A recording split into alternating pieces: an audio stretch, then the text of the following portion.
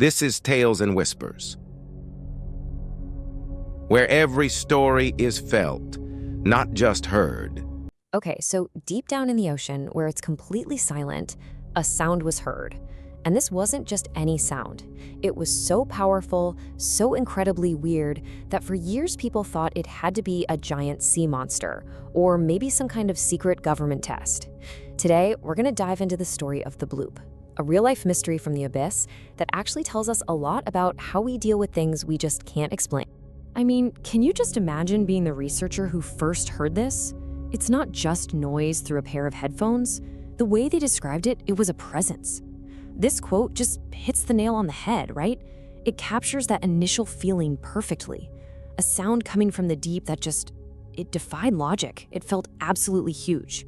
So our story really kicks off back in the summer of '97.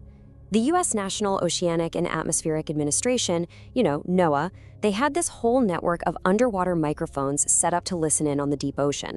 And that's when they heard it, this incredibly powerful, super low-frequency sound. But here's what was truly baffling. It was picked up on sensors that were thousands of kilometers apart from each other. Think about that for a second. And the sound signature itself, it was a total puzzle. It didn't match any animal we know of, not even a massive blue whale. And it wasn't man-made either. The mystery was officially on.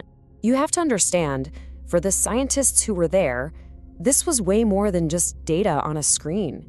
They talked about it like a heavy feeling, a sense that something enormous was down there, just announcing its presence. And yeah, nobody wanted to be the first one to say it out loud, but everyone was thinking the same thing. Monster. And this is where the story really takes a turn. Because when we're faced with something we completely don't understand, a total void of knowledge, what do our minds do? They start filling in the blanks. They tell a story. And the Bloop? Well, it became the perfect canvas for all of our biggest fears and wildest ideas. Okay, so the most popular theory, the one that everyone latched onto, was that it was something alive, a giant creature, something bigger than anything we've ever seen before. I mean, for a sound to travel that far through water, the animal making it would have to be gigantic. We're talking many, many times the size of a blue whale. The thought of a real-life sea monster hiding in our oceans, well, that's both terrifying and kind of awesome, isn't it? But of course, the speculation didn't just stop at sea monsters. Other people started pointing the finger at us, at human activity. Could it be a new kind of secret submarine? Maybe a classified military experiment that went sideways? It's a classic response, right? When you can't find a natural cause, it's pretty easy to jump to a man-made conspiracy. So you have to ask, why did these wild theories take hold so strongly? Well, the conditions were just perfect for it. First off, the sound signature was totally unique, and it wasn't a one-off thing. They recorded it multiple times. Plus, and let's be honest here, we know more about the surface of the moon than we do about our own deep oceans. It's this massive, unexplored frontier. It holds things older than our wildest dreams. So, in that context, is a giant sea monster really that impossible to imagine? But even while all this speculation was running wild, science was getting ready to do what science does best, to slow down and start the patient, methodical search for actual evidence. And this is where you can really see the two big forces at play in a mystery like this. On one side, you've got imagination. It just races ahead, right? It fills that empty space with incredible stories, and it loves the unknown. But science is different. It's slower. It's all about evidence. It looks for patterns, repetition, things that are similar to what we already know. It's not trying to tell a story, it's trying to test a theory. So, this is exactly how the scientists handled it. Step 1, they went through and ruled out everything they did know. Whales, earthquakes, volcanoes, submarines, they checked them all. Nope, nothing matched.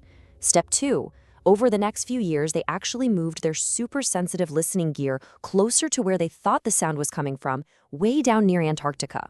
And then, step 3, they just listened, patiently. And then, after years of patient listening, the answer finally started to come into focus. And you know what? The truth was just as powerful as any monster story, but in a totally different way. Because the source of the Bloop, well, it wasn't alive at all. The answer, it turns out, was something called an Icequake.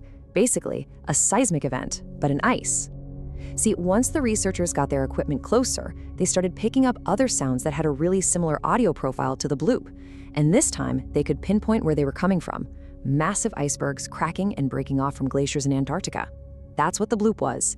It was the sound of our planet's ice, groaning under an incredible amount of pressure. So that terrifying monster that everyone was imagining, it wasn't some creature lurking in the dark. It was nature itself. It was the sound of a huge geological process in action. It's just a powerful reminder that there are these massive forces at work on our planet all the time, happening in places we can't even see.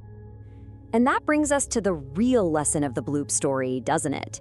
Because it's about so much more than just a weird noise from the ocean. It's really a lesson in how we make sense of the world around us. What the bloop story really teaches us is pretty simple, but it's powerful. It's a reminder not to let our fear or our imagination write the whole story before we have any facts, to not let speculation get way ahead of the actual search for evidence. Really, when we're faced with a mystery, the best thing we can do is just ask questions, search for clues, and have the patience to wait for real proof. You know, in the end, the truth behind the bloop was arguably way more important than any monster story could have been. The monster wasn't real, no, but the sound?